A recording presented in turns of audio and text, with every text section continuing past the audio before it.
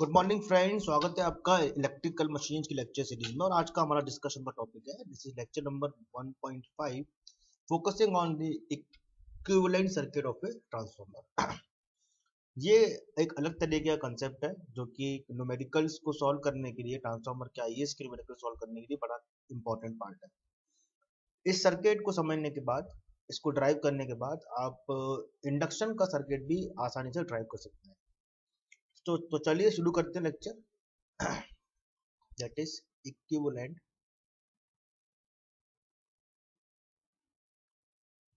circuit of transformers।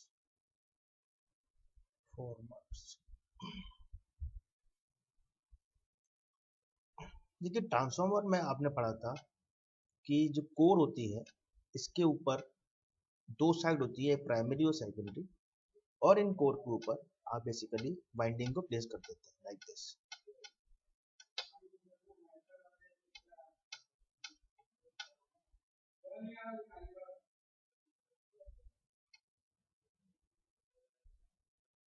ठीक, हम जानते हैं किसी भी वायर में अगर करंट फ्लो होता है तो करंट के जाने पर एक मैग्नेटिक फ्लक्स बनता है जो कि कोर में मूव करेगा। इसे कहते हैं magnetic flux, mutual flux, phi M.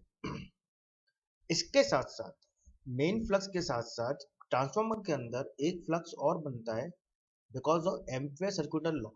वो ये कहता है किसी भी वायर में अगर करंट प्रोड्यूस होता है तो वो अपने चारों तरफ बेसिकली एक फील्ड जनरेट करती है, मैग्नेटिक फील्ड जनरेट होती है। कोई भी मतलब करंट का जो कॉइल होगा वो अपने चारों तरफ एक फील्ड जनरेट करेगा, और क्लॉकवाइज और anti clockwise, basically it is clockwise like this.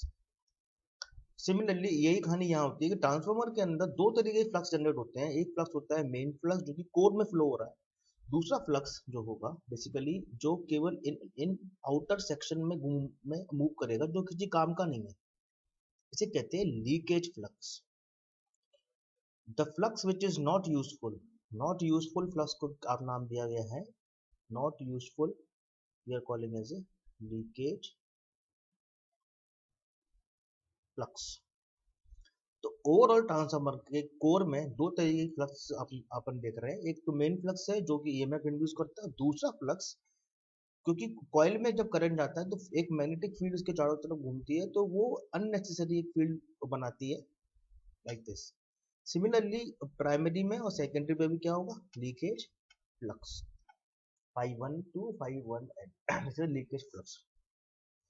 Overall अगर ट्रांसफार्मर में बात करें, टोटल फ्लक्स में दो कंपोनेंट है, एक फाई एम और एक phi, we can say it is leakage. ठीक है, मान लीजिए फाई टी, इसका मैग्नीट्यूड मैंने माना 9 मिली वेबर का, और लीकेज फ्लक्स बहुत कम होता है, it is around 1। It is a, ये डेटा मैंने लिए आर्बिट्ररी है, इसका कोई फिजिकल से कोई सिग्निफिकेंस नहीं। अब मैं केवल आपको समझाने की पॉइंट ऑफ व्यू से मान रहा हूँ कि लीकेज फ्लक्स बहुत कम होता है मेन फ्लक्स के कंपेरिजन। अच्छा, फ्लक्स बनता है इंडक्टर से। तो टोटल इंडक्टर की बात करें तो it is L M plus L leakage. अगर मैं इसमें 2 पाई एफ का मल्टीप्लाई कर दूं, it is 2 pi F L T is equal to 2 pi F L M plus 2 pi F L L. तो ये क्या बन जाएगा, एक inductive reactance. This is X total is a summation of inductive reactance plus X leakage of L1। ठीक, तो basically इस circuit के अंदर दो इंडक्टर आप देख रहे हैं। एक इंडक्टर वो है जो कि मेन फ्लक्स प्रोड्यूस कर रहा है, दूसरा इंडक्टर जो कि सेम ही है वो लीकेज फ्लक्स प्रोड्यूस कर रहा है। तो ओवरऑल अगर मैं सर्किट ऑफ प्राइमरी प्राइमरी का सर्किट ड्रॉ करता हूँ, सर्किट ऑफ प्राइमरी वो इस तरीके से आएगा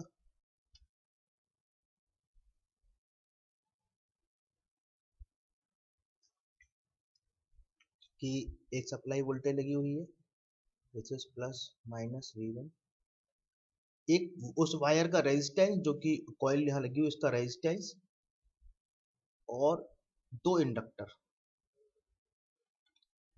यहाँ मैंने सीरीज में शो कर दिए। एक इंडक्टर बेसिकली क्या होगा, एक इंडक्टर होगा एक्स एम, दूसरा इंडक्टर होगा x one, that is called leakage.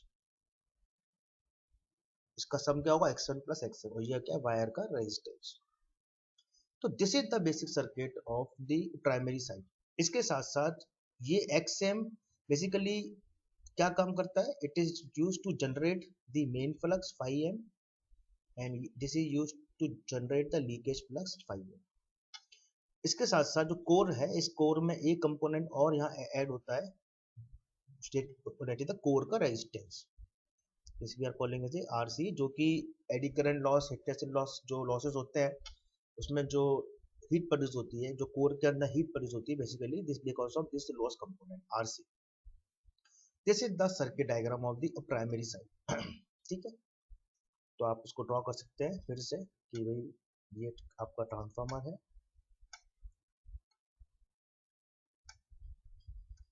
ठीक, ट्रांसफार्मर के अंदर एक वाइंडिंग रेजिस्टेंस, लीकेज रिएक्टेंस और इसका मेन रिएक्टेंस जो फ्लक्स प्रोड्यूस करता है,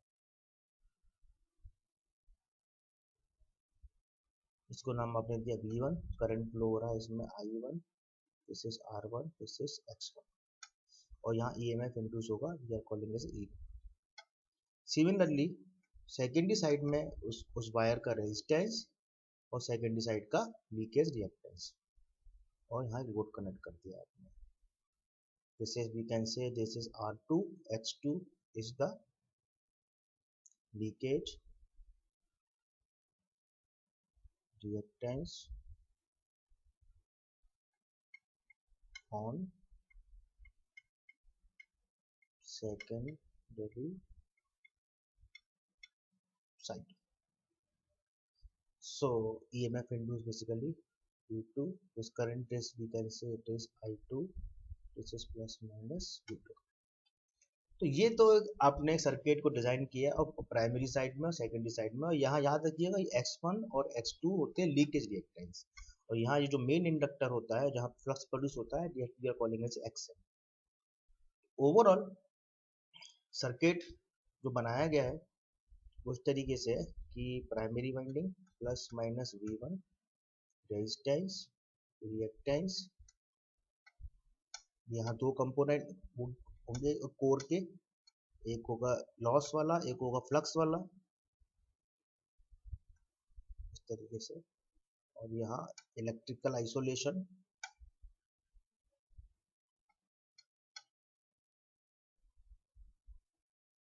सेकेंडरी में रेजिस्टेंस, सेकेंडरी में लीकेज रिएक्टेंस और लोड।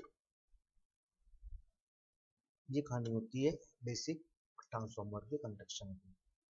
इसमें आप बात करते हैं, ये होता है R1, ये होता है X1, ये होता है basically XM, this is RC, यहाँ होता है इंड्यूस EMF E1, यहाँ होता है induce EMF E2, this is the secondary wire resistance R2 और ये X2 leakage plus minus load voltage V2, current यहाँ फ्लो होता है I2। तो ये सर्किट आपको अभी दिख रहा है कि ये सर्किट है जिसमें प्राइमरी कंपोनेंट सेकेंडरी कंपोनेंट, पर ये सर्किट इनकम्प्लीट है, बिकॉज अगर मुझे यहाँ पे मैं देखूं इस सेक्शन में यहाँ कोई वायर नहीं है, अगर कोई वायर नहीं है तो मैं आइडियली प्रैक्टिकली इसको सॉल्व नहीं कर सकता, मुझे यहाँ KCL और KVL लगाना है तो मैं यहाँ रुक जाऊंगा बिकॉज मेरे पे कुछ कनेक्शन ही नहीं है। तो इसको सॉल्व करने के लिए to find out the efficiency, the losses and all the equivalent parameters, we have to convert this into single circuit। यहाँ आप दो सर्किट देख रहे हैं, प्राइमरी का है सेकेंडरी का है, कुछ ऐसा करना है कि दोनों सेम हो जाए। तो उसका तरीका ये होता है, बड़ा इंपॉर्टेंट तरीका है कि यहाँ जो वोल्टेज है E2, इस वोल्टेज को अगर मैं यहाँ पे जोड़ दूं, इस वायर को यहाँ जोड़ दूं, तो मैं ये कब जोड़ पाऊंगा, जब ये E2 E1 के इक्वल हो जाए। तो अपने को इस सिस्टम में कुछ इस तरीके से चेंज करना है हमको कि जो E2 जो है इस E1 के इक्वल हो जाए, तभी आप इसको जोड़ सकते हैं। जब इसको यहाँ पे आप जोड़ देंगे, यहाँ से यहाँ जोड़ देंगे, तो आप देखेंगे कि इसमें कोई इलेक्ट्रिकल आइसोलेशन नहीं है मैथमेटिकली। तो क्या कर सकते हैं, तो इसको इधर ज्वाइन करने के लिए हमें कुछ इस सिस्टम में चेंज करना पड़ेंगे, वो चेंज क्या है वो देख लेते हैं। ठीक है, मान लीजिए करंट यहाँ फ्लो हो रहा है बेसिकली I2, अगर ये लूप 1 मालूम है, इसको मैंने लूप 1 माना है, और KVL in loop 1, KVL in loop 1, तो आप क्या देखेंगे, E2 is equal to V2 plus I2 R2 plus J I2 H2।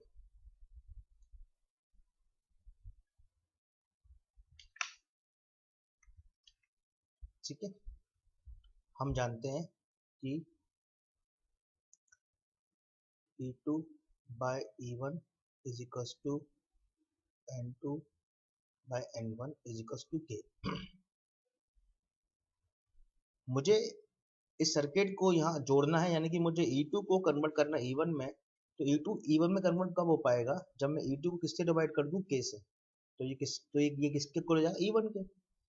तो divide and multiply by K। अब मैं यहाँ इस पूरे इक्वेशन को K से डिवाइड कर दिया। E2 by K basically E1। तो E1 ना लिखते हुए मैं लिख रहा हूँ इट इज E2 डैश। इसका मतलब ये क्या होता है, ये डैश का, कि E2 को रिफर्ड किया गया है, E2 referred secondary to primary, secondary to primary। Similarly V2 by K it is V2 dash जो कि V1 के इक्वल है, प्लस I2 by K। अगर मैं I1 अपॉन I2 लिखूं तो it is K। I2 by K possible नहीं है, but I2 into K possible है। तो आपने क्या किया, यहाँ K का मल्टीप्लाई और K का कर दिया डिवाइड,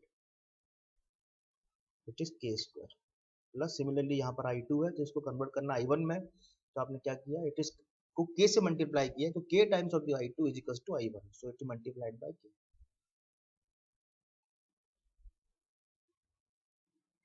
ठीक, अब इसको सॉल्व करते हैं। तो it is V2 dash, it is V2 dash plus K times of the I2 it is I1, so we can say it is I2 dash.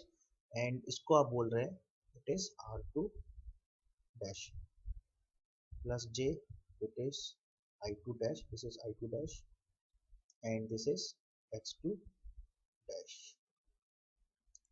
तो ये रिलेशन आ गया, जो कि आपने इक्वेशन को चेंज किया है। क्या चेंज किया है, जस्ट आपने इन सब क्वांटिटीज को यहाँ रिफर्ड किया, referred to primary, referred to primary. आप चाहें तो उल्टा भी कर सकते हैं, आप चाहें तो E1 को शिफ्ट कर सकते हैं यहाँ पर E2 की तरफ, पर क्योंकि ये बहुत कॉम्प्लिकेटेड होता है, क्योंकि मुझे XM को भी चेंज करना है, RC को भी चेंज करना है, R1X को चेंज करना पड़ेगा। यहाँ केवल एक सिंगल लूप है, सिंगल चेंज कर सकते हैं। तो better to use to refer to primary rather refer to secondary. तो जब मैंने सारे कंपोनेंट को प्राइमरी में रिफर किया है, तो E2 dash basically it is equals to E1, so we can say E2 dash is equals to E1। अब मैं इसको जोड़ सकता हूँ, कैसे, देख लीजिए। जब इसको ज्वाइन करते हैं, सर्किट कुछ तरीके से बनेगा।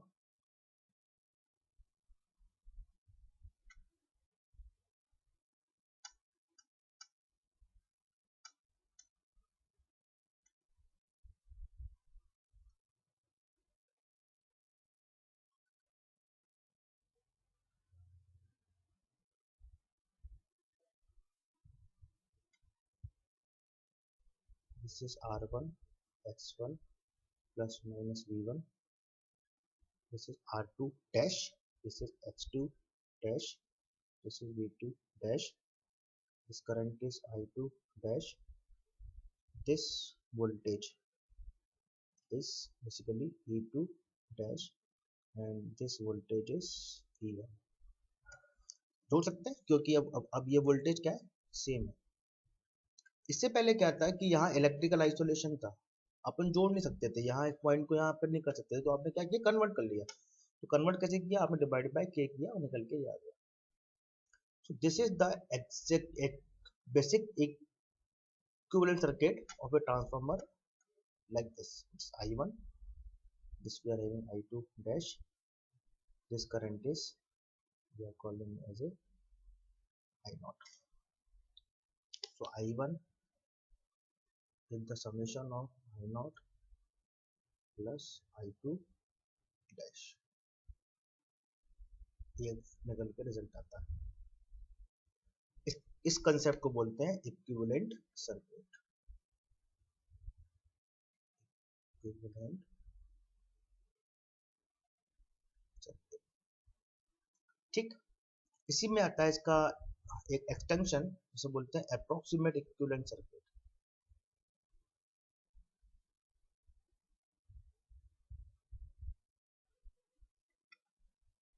Approximate equivalent circuit. देखिए इसमें क्या होता है, अप्रोक्सीमेशन में ये माना जाता है कि R1 और X1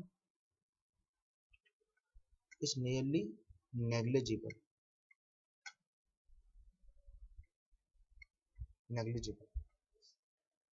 तो R1 X1 बेसिकली देखिए वायर का रेजिस्टेंस बहुत कम होता है। वायर का रेजिस्टेंस इसलिए कम होता है कि अगर वायर का रेजिस्टेंस आपने बढ़ा दिया तो लॉस बढ़ जाएंगे। तो resistance of wire R1 R2 बहुत कम होते हैं हर मशीन के लिए, चाहे सिंक्रोनस मशीन हो, चाहे डीसी मशीन हो, आर्मेचर वाइंडिंग हो, field winding, sorry armature winding है, इंडक्शन मशीन में देखेंगे the resistance of the wire very small, very less, very low quantity, low in the value. तो ये नेग्लिजिबल होते हैं, चाहे इसे लगाएं चाहे ना लगाएं कुछ फर्क नहीं पड़ता। आप गेट के न्यूमेरिकल सॉल्व करेंगे तो आप देखेंगे इसको नेग्लिजिबल ही मानते हैं, है ही नहीं। पर अप्रोक्सीमेट में क्या मान लेते हैं कि to solve and to improve mathematically efficiency improve करने के लिए एग्जैक्ट तो है, प्रैक्टिकल तो एस्पेक्ट में तो ये यूज होगा, लेकिन अगर अप्रोक्सीमेट में जाते हैं to make the calculation easier और to improve the efficiency little bit, तो आपने क्या मान लिया कि इस सर्किट में थोड़ा सा मॉडिफिकेशन किया। वो मॉडिफिकेशन क्या किया आपने, ये वो तो वोल्टेज सोर्स रखा और ये आपने रेजिस्टेंस रखा, दिस इज द रिएक्टेंस। इस R1 X1 को यहाँ मान लिया। देखिए इतना कम मैग्नीट्यूड है कि इसमें अगर आप कुछ ऐड भी करते हैं तो ज़्यादा फर्क पड़ता नहीं है, like this is we can say it is E2 dash, this is we can say it is E1, this is plus minus V1, इसे कहते हैं आप R1 X1 जो कि बहुत नेग्लिजिबल है, it is R2 dash X2 dash plus minus V2 dash। और जो करंट यहाँ फ्लो हो रहा है, this current is basically I2 dash, this current is I1 and this is I0। तो अप्रोक्सीमेट में जस्ट आपने R1 X1 को थोड़ा सा शिफ्ट कर लिया, तो ओवरऑल सर्किट जो बन गया कुछ इस तरीके से बन गया। दिस इज रेजिस्टेंस,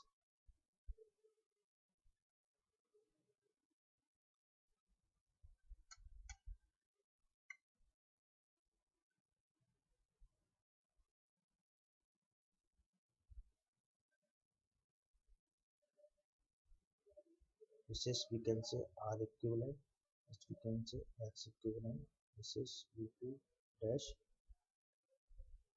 और R equivalent की वैल्यू आती है R1 plus R2 dash, X equivalent की वैल्यू आती है X1 plus X2 dash।